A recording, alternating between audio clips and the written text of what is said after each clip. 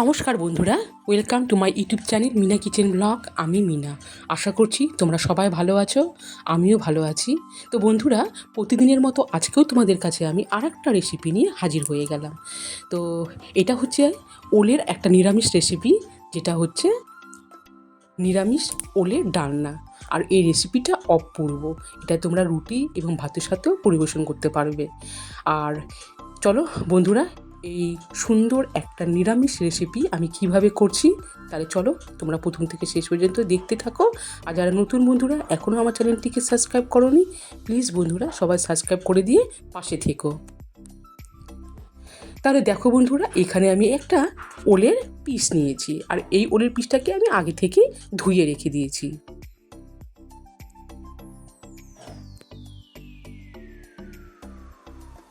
তো দেখো বন্ধুরা, আমি এখানে দুটো বড় সাইজের আলু এইভাবে কেটে রেখেছি, আর এইখানে ওলটাকে আমি এইভাবে ডুমো ডুমো করে কেটেছি, এই দেখো। এরপরে ওভেনে আমি কড়াইয়ে জল বসিয়ে দিয়েছি, এই দেখো বন্ধুরা। জল খানিকটা উষ্ণ গরম হয়ে গেলে আমি আগে থেকে কেটে রাখা ওলের পিসগুলো দিয়ে দিলাম।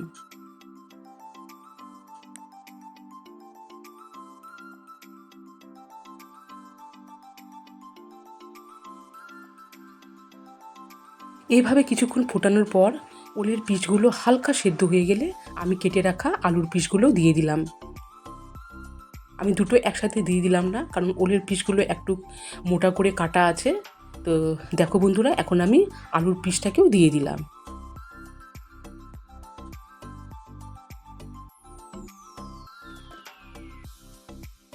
হালকা ফোটানোর পর এখন আমি এতে দিয়ে দিচ্ছি লবণ আর দিয়ে দিচ্ছি হলুদ। এইবারে আমি লবণ হলুদ দিয়ে ওল আর আলুটাকে আমি সেদ্ধ করে নিব।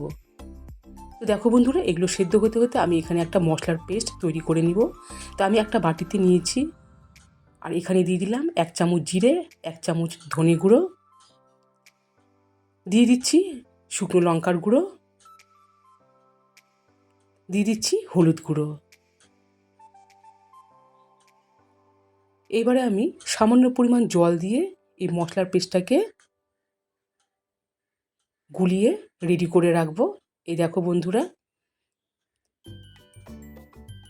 আর এখানে দেখো বন্ধুরা, আমি খুন্তি দিয়ে নাড়িয়ে নিচ্ছি, আর একটা ওলের পিসটাকে আমি চেক করে নিলাম যে সেদ্ধ হয়েছে কি না। তো দেখো বন্ধুরা, একদমই অলরেডি সেদ্ধ হয়ে গেছে। এবারে আমি এটাকে নামিয়ে জলটাকে ছেঁকে নিব। তো দেখো বন্ধুরা, সেই কড়াইটাকে আবার পরিষ্কার করে এখানে আমি দিয়েছি সরিষার তেল। তেল গরম হয়ে গেলে দিয়ে দিলাম দুটো শুকনো লঙ্কা, একটা তেজপাতা, আর এখানে আছে দারচিনি, লং আর এলাচ। এই সমস্ত উপকরণ দিয়েছি, আর এরপরে দিয়ে দিলাম গোটা জিরে।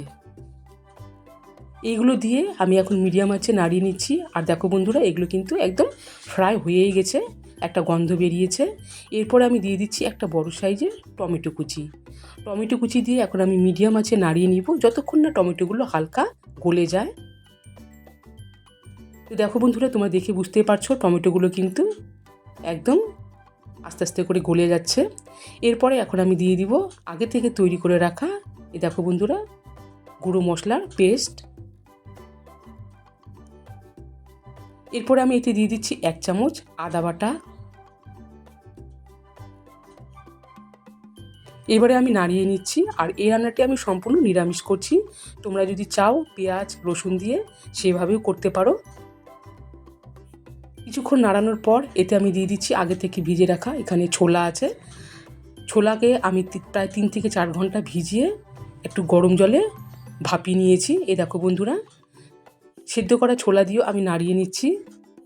তো দেখো বন্ধুরা, এখানে নাড়াতে নাড়াতে কিন্তু মশলাগুলো বেশ সুন্দর ছোলার সাথে মিশে গেছে। এবারে আমি দিয়ে দিচ্ছি সেদ্ধ করা আলু আর ওলের পিসগুলো দিয়েও আমি এবারে হালকা করে মিডিয়াম আঁচে নাড়িয়ে নিচ্ছি। কিছুক্ষণ নাড়াতে নাড়াতে এরপরে আমি এতে দিয়ে দিচ্ছি, দেখো বন্ধুরা এখানে আছে নারকেল কোড়া। আর এখানে আমি নারকেল কোড়া মিক্সচার মেশিনে 2 থেকে 3 বার একটু ঘুরিয়ে নিয়েছি। তোমরা চাইলে নারকেল কোড়াটাকে ভালো করে বেটেও এখানে দিতে পারো। তো বন্ধুরা নারকেল কোড়া দিয়ে এবারেও আমি নাড়িয়ে নিচ্ছি। সো গাইস দেখো এবারে কিন্তু আমি এখন জল দিয়ে দিচ্ছি। তো এখানে জলটাও দিয়ে দিলাম আমি, আর জলের পরিমাণটা বেশি দিব না যেহেতু আলু আর ওল আগে থেকে সেদ্ধ করা আছে। তো দেখো বন্ধুরা এখানে কিছুক্ষণ ফোটানোর পর এতে আমি দিয়ে দিচ্ছি লবণ দিয়ে এবারেও কিন্তু আমি একদম হাই হিটে এটাকে ফুটিয়ে নিব। তো গাইস দেখো ফিরে আসলাম কিছুক্ষণ পর, আর এবারে তোমরা দেখে বুঝতেই পারছো ওলের এই ডালনার রেসিপিটা রেডি। তো এটা আমি একটু মাখামাখাই করব, তো আমি আগের থেকে নামিয়ে দিব। তো দেখো বন্ধুরা নামানোর আগে দিয়ে দিলাম 1 চামচ এখানে গরম মশলার গুঁড়ো দিয়ে আমি নাড়িয়ে নিচ্ছি। এই দেখো বন্ধুরা, আর ঠিক নামানোর আগে আমি এখন দিয়ে দিচ্ছি এখানে 1 ছোট চামচের ঘি। এটা দিয়েও আমি নাড়িয়ে নিচ্ছি, আর এখনই আমি এই রেসিপিটাও নামিয়ে নিব, কারণ এটা যত ঠান্ডা হবে ততই কিন্তু শুকিয়ে যাবে। তো আমি এই অবস্থায় এখন এই নিরামিষ ওলের ডালনার রেসিপিটা নামিয়ে নেব। বন্ধুরা রেডি, এই দেখো। তাহলে বন্ধুরা আমি সার্ভ করে নিয়ে আসলাম। এই দেখো এই সুন্দর একটা কালারও এসছে, আর খেতেও কিন্তু অপূর্ব। তোমরা যারা এখনও আমার এই নিরামিষ রেসিপিটা তোমরা করোনি, তোমরা নিরামিষ দিনে এই রেসিপিটা ট্রাই করতে পারো। তাহলে বন্ধুরা প্লিজ লাইক, কমেন্ট এবং শেয়ার করতে ভুলবে না, আর আমার এই চ্যানেলটিকে সাবস্ক্রাইব করতে কিন্তু একদমই ভুলবে না। সবাই ভালো থেকো, সুস্থ থেকো।